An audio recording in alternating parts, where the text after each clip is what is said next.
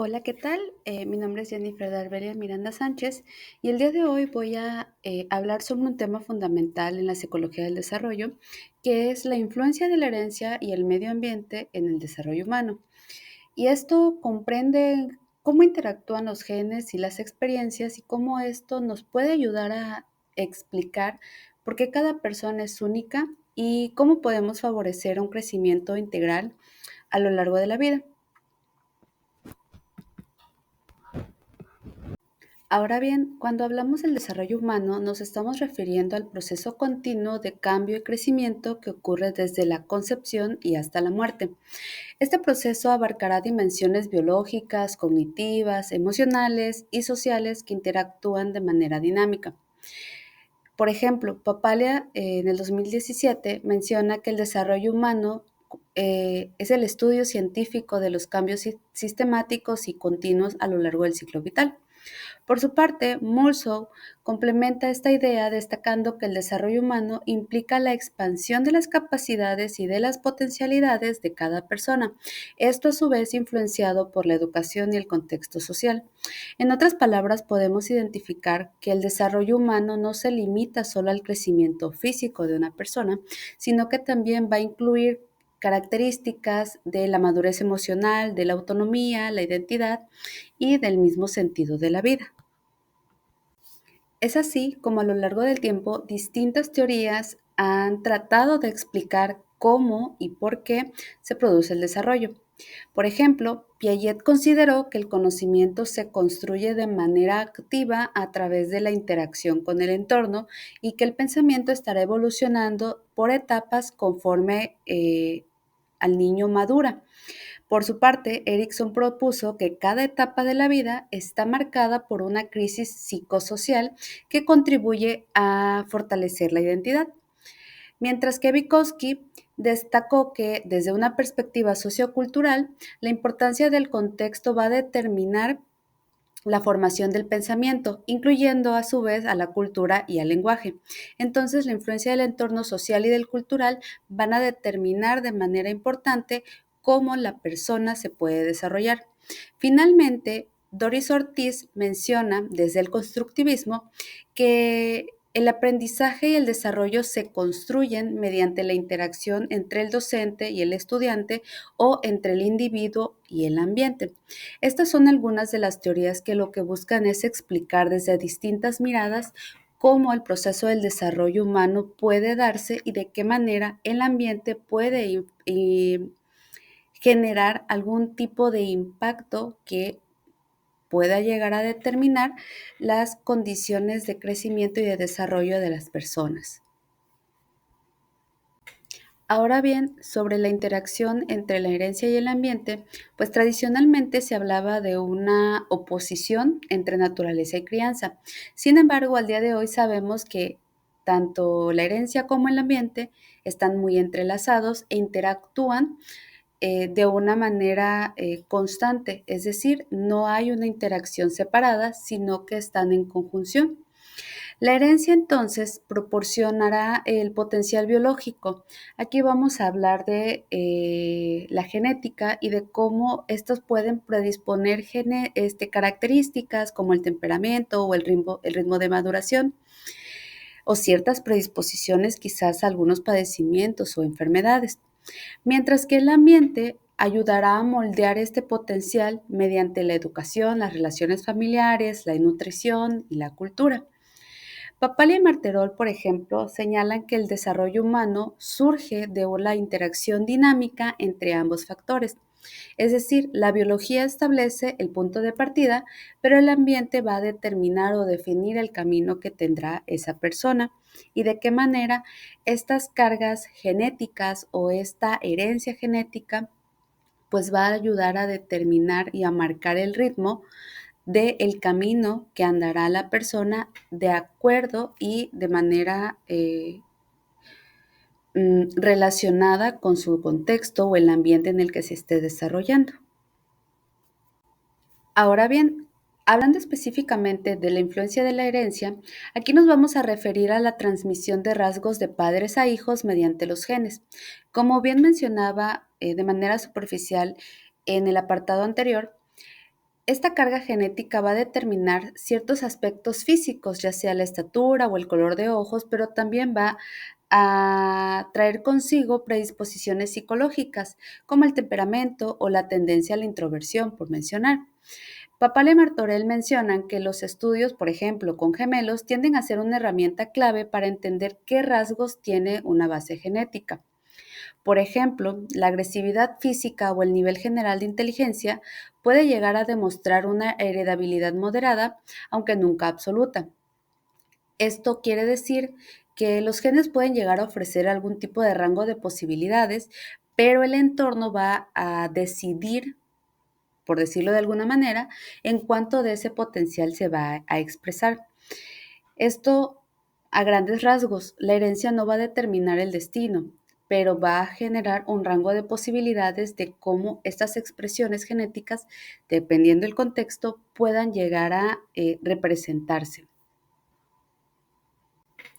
Cuando se aborda específicamente la influencia del ambiente, aquí tenemos que considerar todas aquellas condiciones externas que pueden afectar al individuo, como la nutrición, la estimulación, los vínculos afectivos, la educación y la cultura. Si los vamos desglosando uno a uno o en grandes grupos, podemos tomar en primer lugar al ambiente físico.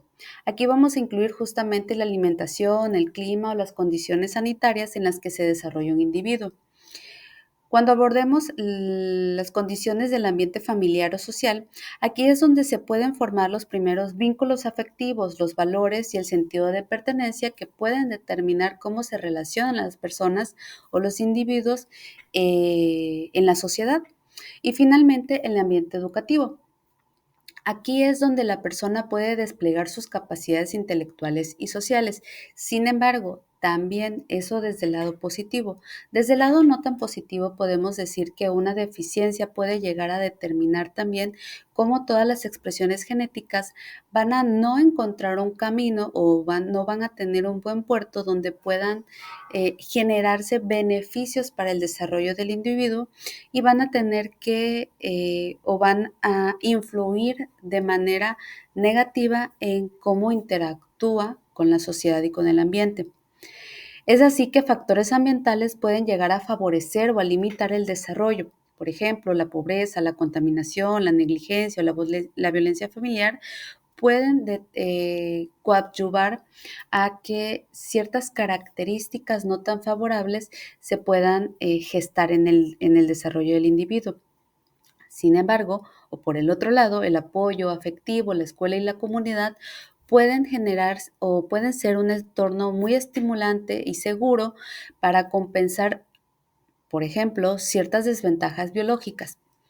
Es así como vemos estos contrastes donde un entorno favorable y estimulante y seguro puedan llegar a ser muy beneficiosos a pesar de que algunas expresiones genéticas no sean tan favorables, mientras que un ambiente desfavorable puede limitar el desarrollo aunque exista un buen potencial genético.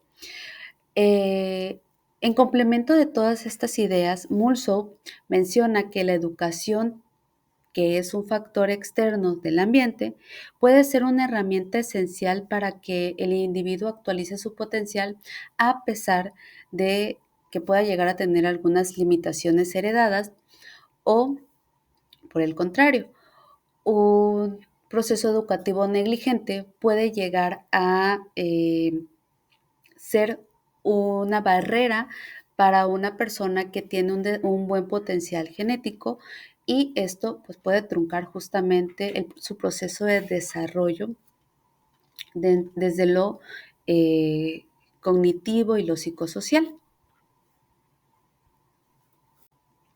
Entonces, ¿cómo interactúan la herencia y el ambiente? Y aquí vamos a retomar, o voy a retomar algo que mencioné casi al inicio de esta exposición. Es que justamente estos dos factores no actúan de manera independiente, sino que están influyéndose mutuamente de manera constante. Por ejemplo, niños con predisposición genética a la ansiedad pueden desarrollarla o no dependiendo su ambiente emocional, es decir, dependiendo todo en el contexto en el que se encuentren inmersos. O también la inteligencia. Aquí Papalia menciona que el cociente intelectual no es una cantidad fija, sino que puede mejorarse con estimulación, con educación y con una nutrición adecuada. También esto ocurre con los rasgos de la personalidad. Como mencionaba, sin el apoyo emocional, una persona puede llegar a desarrollar eh, trastornos cuando está inmerso en espacios donde no cuenta con apoyo o soporte emocional, donde puede estar sufriendo de negligencia o donde se está potencializando a través de acciones negativas estas características que bien pudieron haber sido heredadas. Es aquí cómo o dónde la ciencia ha demostrado que las experiencias pueden modificar la expresión de los genes a través de procesos epigenéticos. Y aquí voy a retomar otros ejemplos como los estudios de gemelos y de personas que han sido parte de procesos de adopción. Pues aquí, si bien los genes influyen en cómo las personas responden a su entorno, son realmente las experiencias aquellas que pueden modificar la expresión genética que ya viene, eh, por decirlo de una manera, de fábrica con los individuos. Es aquí como la interacción entre ambos factores da forma a la diversidad de las personas. Es por esto que podemos retomar esta frase de que la biología marca el potencial, pero el ambiente decide cómo se expresa. Y eso también lo podemos traer a la par de ejemplos de grupos de hermanos, como dos hermanos que pueden haber crecido, por decirlo de alguna manera, en el mismo espacio físico, realmente pueden llegar a expresarse de manera diferente o desarrollarse de manera diferente, ya sea por genes que se heredaron y expresiones que no se tuvieron de manera tan favorable, pero que el entorno ayuda a potenciar, y por otro lado, también entornos que son favorables para el crecimiento y para el desarrollo, pero por algún tipo de herencia genética no tan favorable, no se logra potenciar. Entonces esto se vuelve bien interesante porque si nosotros logramos entender justamente cómo estos dos factores influyen en el desarrollo humano, también podemos aportar una parte ética en la intervención hacia distintos grupos etarios dependiendo del desarrollo la etapa del desarrollo en el que se encuentren. Y es aquí donde traigo a colación estos pequeños ejemplos que nos permiten ilustrar cómo, de acuerdo a grupos etarios o por etapas de desarrollo, se pueden ver expresada la interacción justamente entre la herencia y el ambiente. Por ejemplo, en la infancia, la maduración del cerebro permite aprender a hablar, pero es el ambiente lingüístico el que determina qué idioma y con qué riqueza vocabular. Si la persona o si el menor o si el infante no se encuentra en un entorno que potencialice el desarrollo del lenguaje o maximice sus capacidades de comunicación, pues aunque tenga un buen potencial genético, este se va a ver limitado justamente por todas estas barreras que pueden venir con el entorno en el que se encuentra inmerso. En la etapa de la niñez, la escuela y el juego van a fomentar habilidades cognitivas y sociales. Entonces, en esta etapa, el acompañamiento familiar se vuelve clave porque ayuda a moldear la autoestima. Si bien el menor va a estar inmerso en un contexto donde va a estar interactuando y donde se pueden ir afianzando todos estos vínculos, todas estas habilidades de socializar, si el acompañamiento no es adecuado, eh, se pueden expresar ciertas situaciones que afecten o que generen a la larga quizás trastornos que impacten en su autoestima. En el caso de la adolescencia, pues los cambios hormonales, que son realmente una expresión biológica, van a interactuar con la presión social y la búsqueda de identidad. Aquí los cambios hormonales, pues evidentemente influyen en el estado de ánimo, y esto a su vez trae consigo un impacto en la búsqueda de identidad o crisis de identidad de este grupo etario. Los valores culturales, las personas con las que se rodean van a marcar la dirección en la que se dan estos cambios. Si bien los cambios biológicos van a pasar, no es lo mismo estar en un entorno seguro para un adolescente que estar en un entorno donde hay mucha negligencia o mucha agresión o mucha violencia, y entonces todas esas expresiones van a afectar cómo interactúa, cómo socializa, cómo se desarrolla y cómo puede ir avanzando durante la etapa de la adolescencia.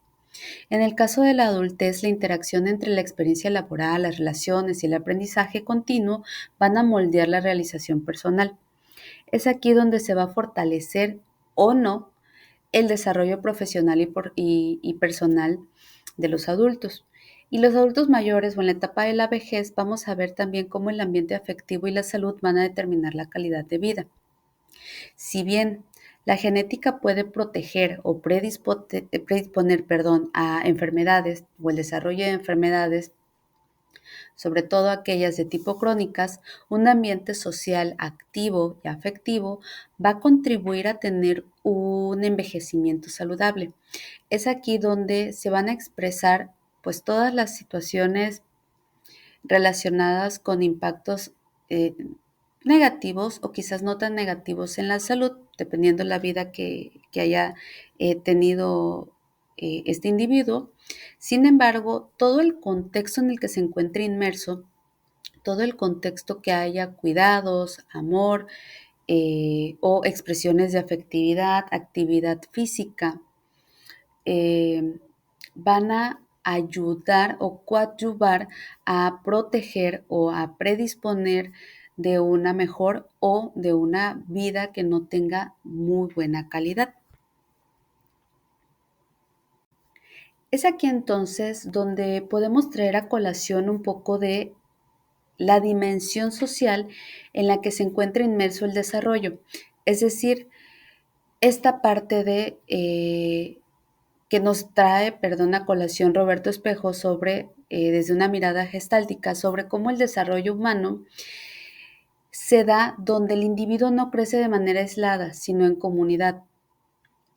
Dewey y Goodman inspiran este planteamiento en que toda institución, sea educativa, política o familiar, debe tener como objetivo liderar, liberar y desarrollar las capacidades del individuo.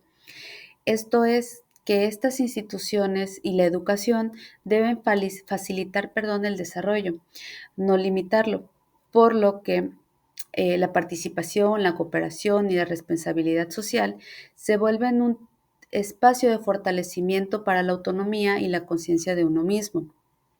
Por lo tanto, el desarrollo humano no solo es biológico o psicológico, sino también social y ético. Y este se va a alcanzar participando activamente en la comunidad y asumiendo la responsabilidad por otros.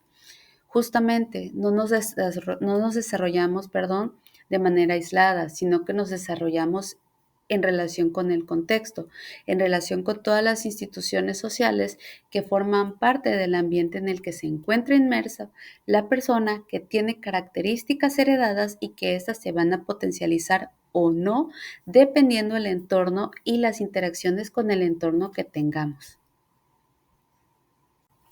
Y es a partir de este punto de vista o de esta dimensión de lo social que es donde podemos traer a colación a la mayor o a las dos grandes instituciones sociales que concretan la mayor cantidad de influencia del ambiente en el desarrollo.